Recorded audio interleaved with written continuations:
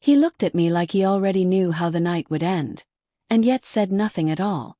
The soft glow of the fire painted gold along the wooden walls as I sat on a tall bar stool, the rim of my wine glass cool against my lips.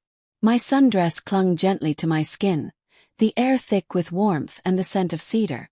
Outside, night had wrapped the lodge in stillness. Inside, jazz curled through the silence like a whispered promise. Behind the counter, a man in his late 30s, Miles, I'd learned earlier, was drying a wine bottle with a slow, steady rhythm. His sleeves were rolled to the elbows, forearms dusted with the sort of quiet strength that didn't announce itself. There was something unhurried about him, something grounded. The kind of calm that didn't need to speak loudly to be felt. "I didn't think anyone else would be awake," I said softly, my voice floating just above the music. He looked up and smiled, slow and easy.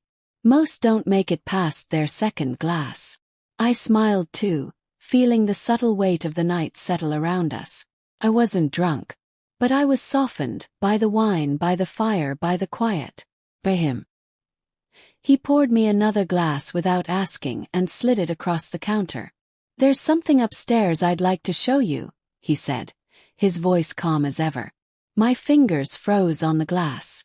I looked at him, really looked. He wasn't pushing. He was simply waiting. That kind of pause that asks something without using words.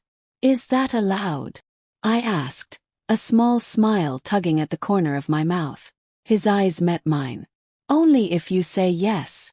I stood, the hem of my dress whispering against my legs. I followed him through the dim hallway, the wooden floor creaking softly beneath us. The sconces flickered, casting long shadows that danced along the walls. We reached the stairs and climbed in silence. At the top, he opened a wide door to the left. Pause.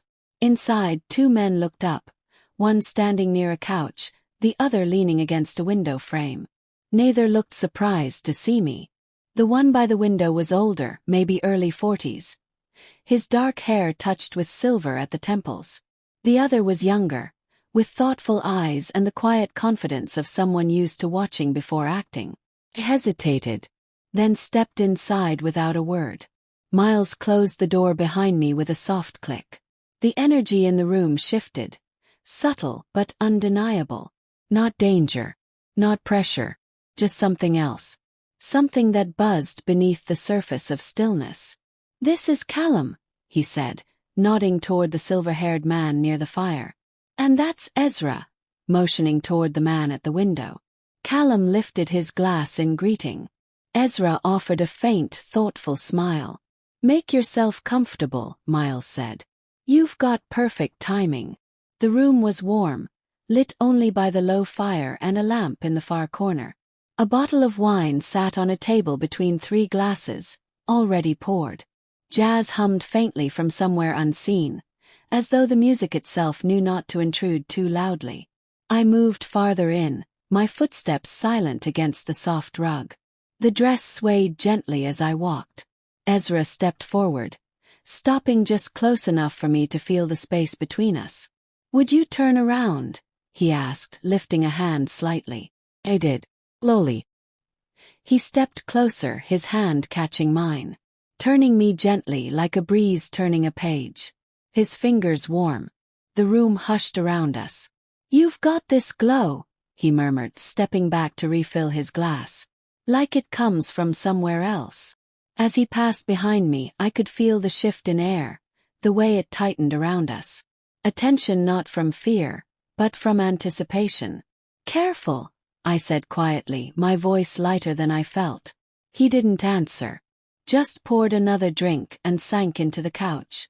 The silence that followed wasn't empty. It was full. Full of what wasn't said. Full of eyes watching, waiting. Then he stood again, this time closer. "You okay?" he asked, his voice brushing the shell of my ear. "Warm," I replied, though the word caught behind my breath. His hands settled gently on either side of my waist. "Present. Steady. Not demanding."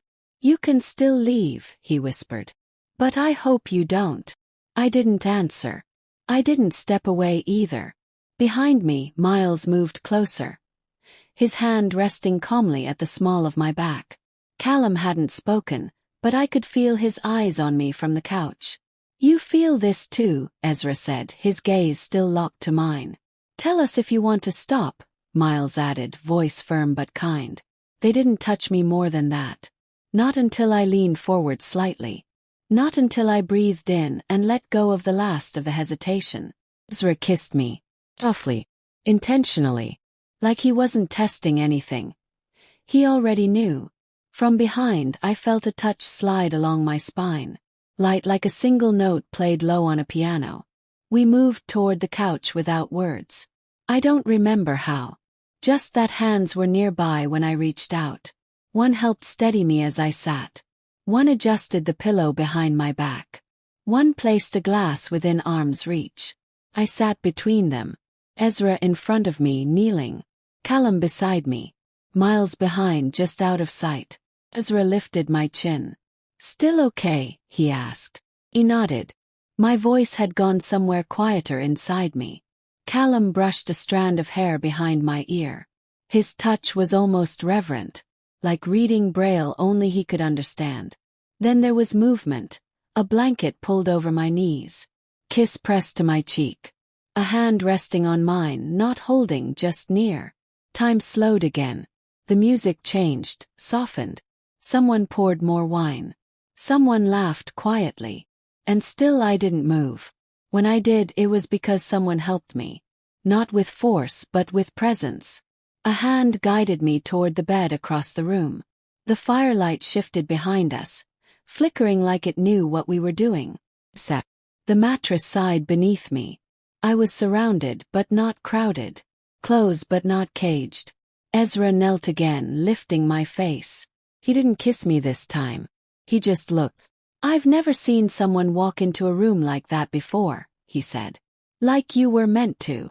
Miles sat behind me, his palm resting softly at my lower back. Callum brushed the hair off my neck. Their movements choreographed by instinct. Someone kissed my shoulder. I didn't see who. Another passed nearby, adjusting the edge of the blanket again. All of it was soft, measured.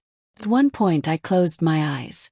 When I opened them, I was lying on my side, the room cast in amber. Ezra leaned in close again. "You're still with us?" "Yes," I whispered. Callum reached for my hand. Gave it. Miles leaned down, resting his forehead to mine for a long, still second. Felt like a promise without words. "Say your name," one of them whispered. I did, quietly, and it felt like it mattered. For a long while no one said anything else. And still the room was full. Of breath. Of warmth. Of something unnamed. Eventually they helped me sit again. Miles placed a blanket around my shoulders. Ezra handed me water. Callum's arm rested lightly across the back of the couch. No one rushed. No one expected. I sat in that stillness. Open. The fire cracked once, softly. Outside the wind shifted. They were still near. All of them. Just near. And I let myself be held in that moment. By them, by the silence, by the strange, beautiful calm that had wrapped itself around me.